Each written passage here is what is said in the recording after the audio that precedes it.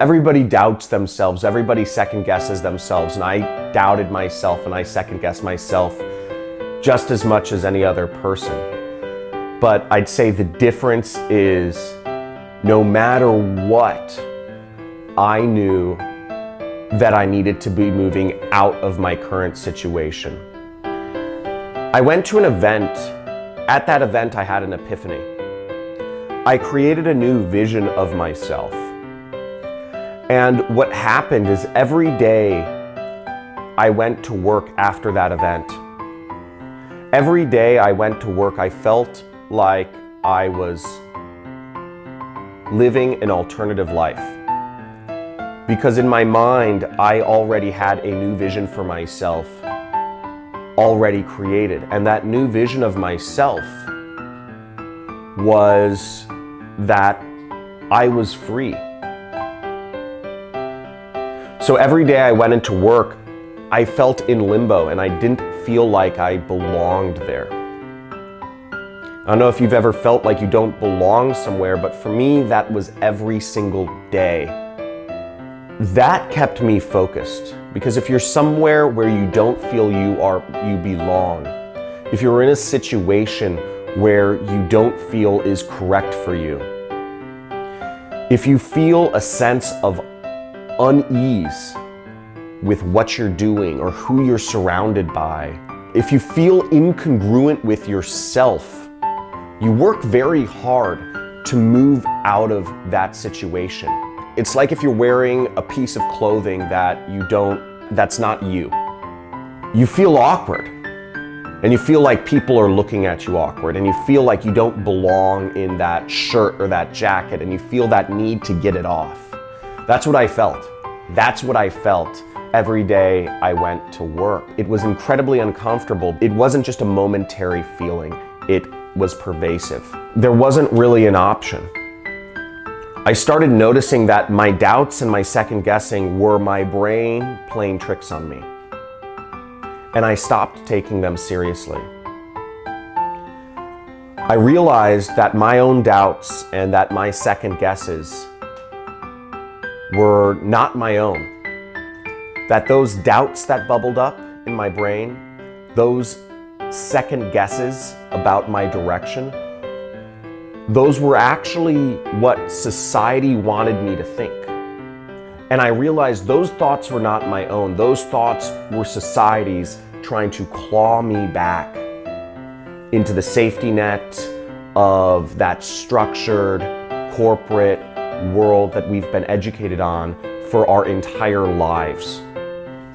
And once I realized that those doubts were not my own, but they had been educated into my brain by my friends, by my family, by my teachers, I started realizing that I had to move beyond them. And I did. So when I first decided that I wanted to quit my job, it was out of anger, right? And it wasn't from like a centered place. I realized I was at a crossroads in my life. And there were kind of two paths I could go on. One is I could really just double down on the career route and say, look, I'm gonna make this work. This may not be the right job for me where I'm gonna move up, but I'm gonna double down the career route. I still believe that I can make it work. It's just, this is the wrong job. And the other route was that the only person who could actually pay me what I'm worth is myself, and I need to be an entrepreneur.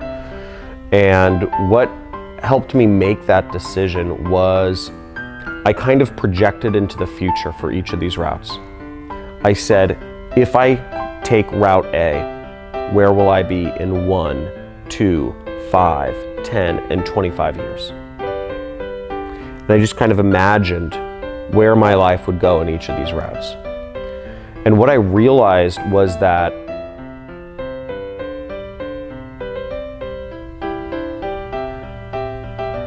if I took route A and I allowed others to determine my own worth for the rest of my life, that I would never accomplish my dreams I'd never accomplish my goals.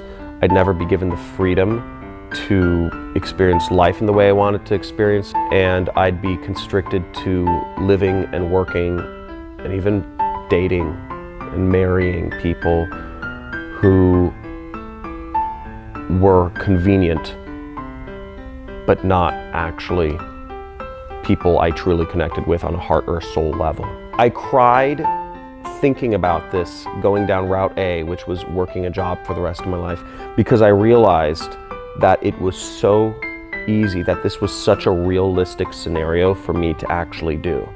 It was not crazy to think that this could be my life, and I could always be living on somebody else's terms. You know, but it's so easy to fall into that trap. It freaked the hell out of me. I feel very fortunate to this day that I am not on that path. Whereas I realized Route B was scary. Being an entrepreneur and defining my own sense of self-worth, it was scary. But I realized I would live a life of regrets, of constriction, of being on somebody else's term, of being a comfortable slave, if I allowed my sense of self-worth and my worth to be determined by somebody else. And at that moment, I made a decision that I can determine my own happiness. I can determine my own freedom. I can determine what I get from this life. Then the decision was my own. So when I had made the decision not to quit my job, it did not come from fear anymore, but it came from a sense of really knowing myself and knowing where I needed to be. Have you ever been trapped at your desk or your office or your home, hoping, wishing for that 2 weeks a year of vacation time?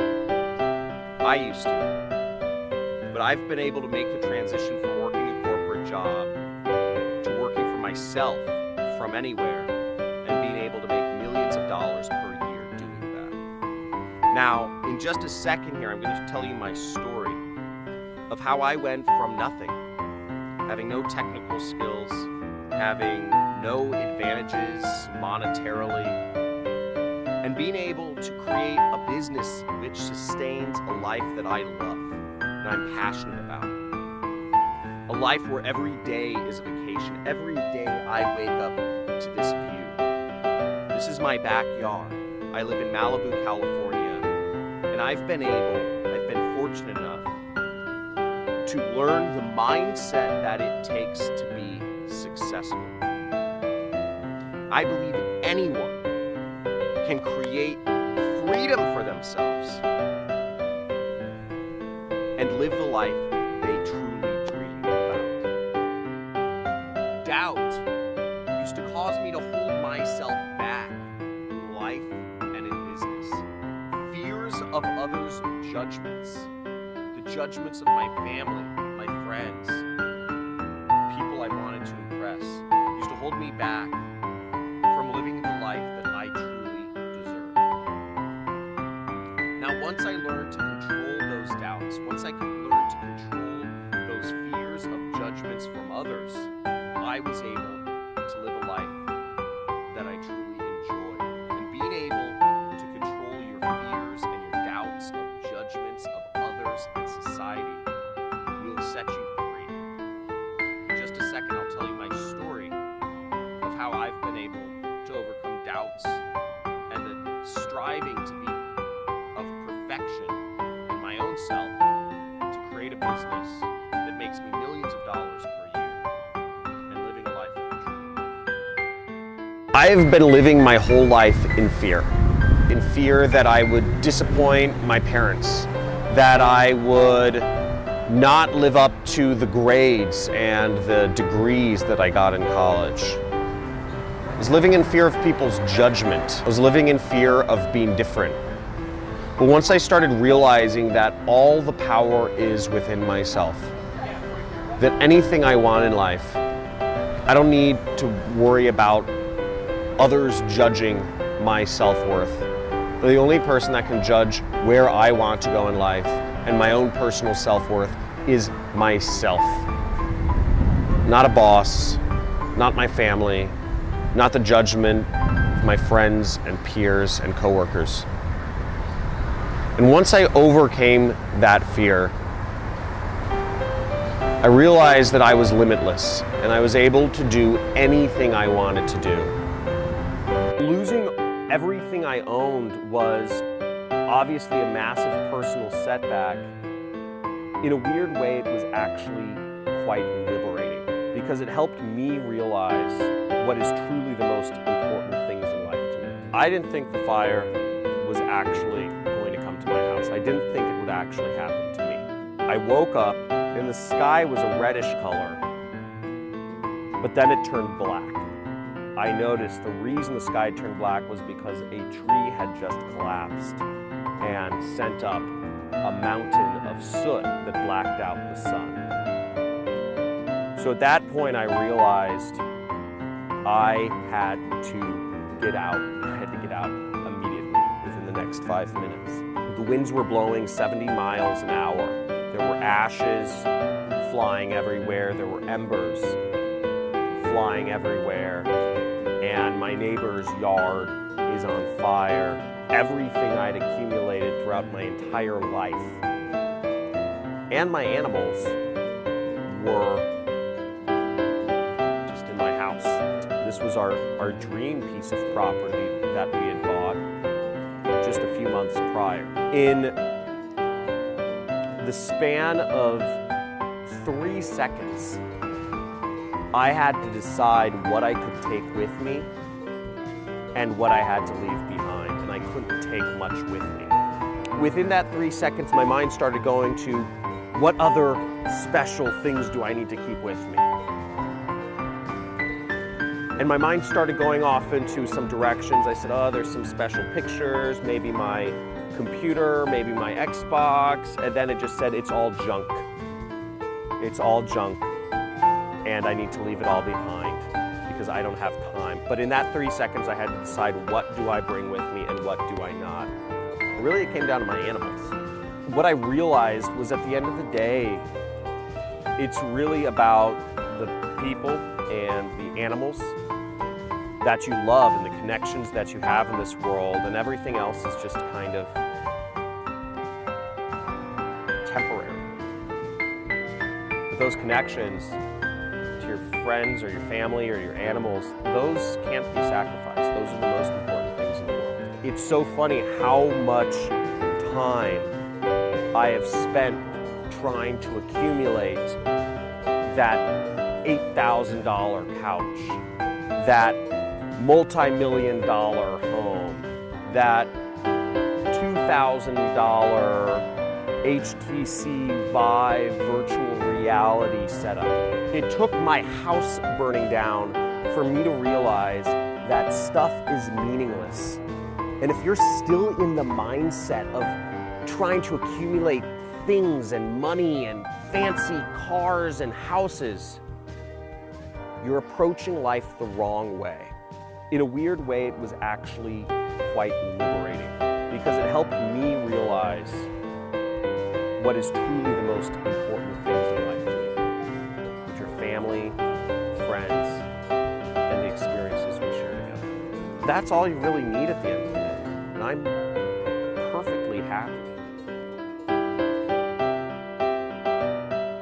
To be the true version of myself, I had to live a life that was not what society had pre-planned for me. So what I attribute most to my success is that in my travels around the world, I realized that I was living an arbitrary life. I realized that if I wasn't setting my own goal for where I wanted to go in life, that the world was going to set one for me, and the path that I would be on would not be my own. Now, I've always been a rebel. I've always wanted to do things my own way. When I realized that I was not living my own life, but I was living the life that society wanted for me, that society arbitrarily told me that I should be living, it made me angry inside. It made me furious when I realized I was following a path that was just going to lead me to being another number in the system.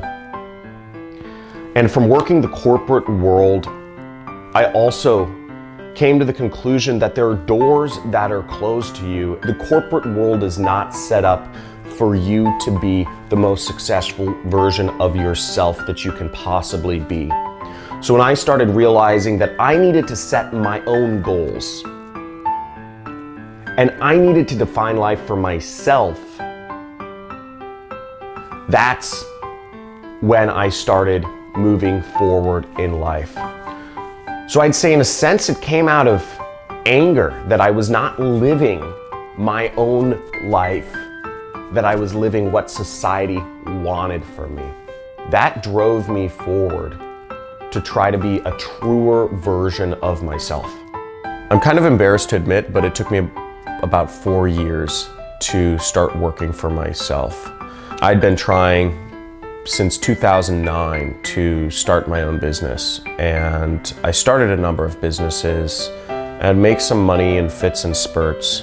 Some businesses worked out, some businesses didn't. Some businesses made me money for a few months and then they would just stop working for various reasons. I started probably about a dozen different businesses during those 4 years, but I could never get anything that was consistent. And it wasn't until 2012, August, that I quit my job and I started working for myself full time. And I've never gone back since then. The biggest mistake I see entrepreneurs making is believing they need to do things perfectly, but instead not doing anything at all. I believe people feel this need to be perfect because of society's judgment. There's so much judgment in the world.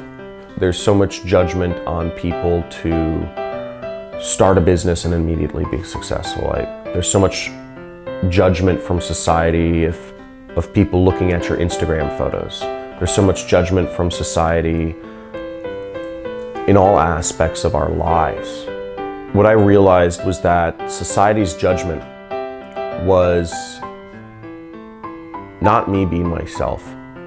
It was me trying to placate all these different groups of people. And it can get mind-numbing when you're trying to advertise something on Facebook, but you have to think about what will your family think? What will your extended family think of that post you do? What will your friends think of you trying to sell a product on Facebook? What will other people that don't know you personally, but you'd hope to impress, think of this post you'd put on Facebook, or this image you put on Instagram, or of this video you put on YouTube? And juggling all these different groups whose judgment I was worried about, it just felt like a 1,000-pound rock in my chest. But what I realized was that those thoughts weren't my own. They'd been implanted in me. And those judgments were not even their own. Those judgments that you can't have a tattoo, you can't have a nose ring, you can't put out a video on YouTube selling a product, you can't put up a website selling, some random stuff. I realized that those fears, that fear of judgment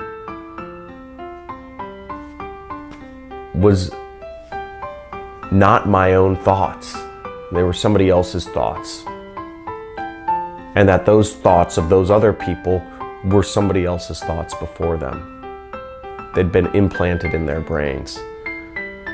And that the only true way to live life is really just be yourself and not allow society's judgments to filter in and affect your brain.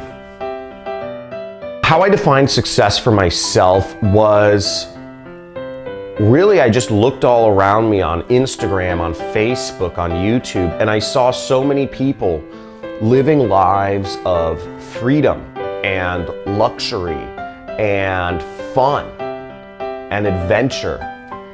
And I said I wanted to live that life too. I want to be doing those things that those people are doing. So when I started, my goal was not grand, but it was something. And it was living a life of fun, of freedom, and of adventure. I created my entire business around an internet business that would allow me to have freedom and control over my own time, and freedom and control over where I was or my location. Society does not want to give you control over your own time, over your own location. Society and the corporate world wants you to be a slave. The corporate world, the capitalistic system, wants to control you, just as it wanted to control me. And when I realized that I was not living my own life, I was furious, because I'm not a slave. I'm not beholden to anybody. And that fury drove me to carve out a life for myself and to ultimately create my internet business to allow me to do anything that I wanted with utter freedom. And that freedom has opened so many doors for me in life to create relationships and to experience the world and to build new skills. It's been unbelievable. And where I'm at now compared to where I was 5 years ago is night and day. Where I was once dressing up in a corporate suit and driving an hour each day, each way to go to work.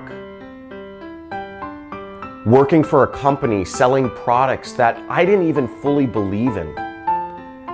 Hanging out with people every day that I won't even normally be friends with.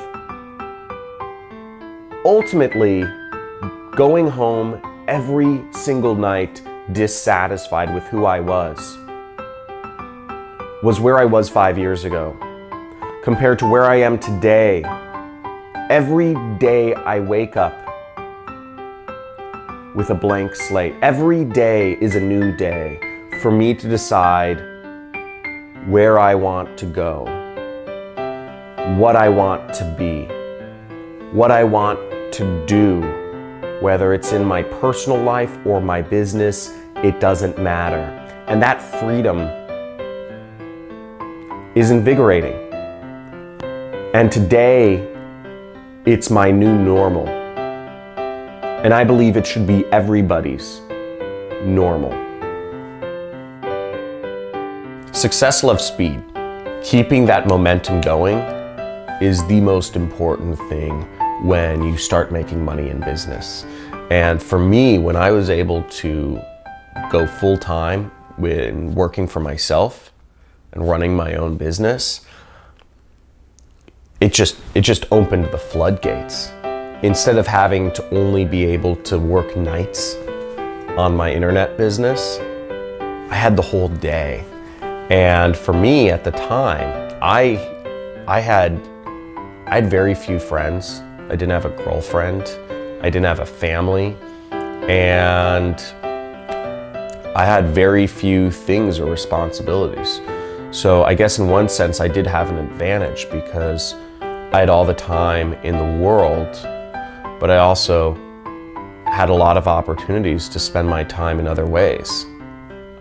I could have been chasing girls, I could have been going to the clubs, I could have been going to bars and getting drunk, I could have been smoking weed.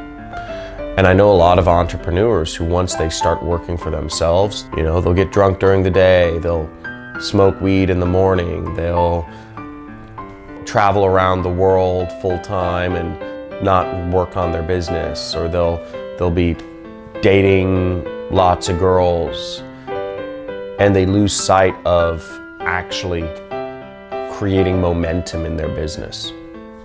Creating momentum in your business is actually, I'd say, one of the most important things. Once you start earning money, keeping that momentum going as hard as you can is paramount. I kept that going. The first year in business, I did $300,000. My second year in business, I did close to $1 million. My third year in business, I did close to $3 million. So my momentum, every single year I almost tripled what I did the previous year. Every year since then, I've done nothing less than $1 million in my business. But I would have never gotten to that point if I'd allowed myself, when I was 25 years old, making $300,000, if I had allowed myself to start getting a big ego and saying, I'm gonna hang out at bars, I'm gonna go to clubs, I'm gonna forget about my responsibilities and travel full time, but not tend to my business. Because it was a very easy and very real opportunity for me to have and do. I could have just been dating girls and traveling the world and being a socialite. But I didn't. I kept momentum in my business. And if you're trying to take your life to the next level, momentum is the most important thing.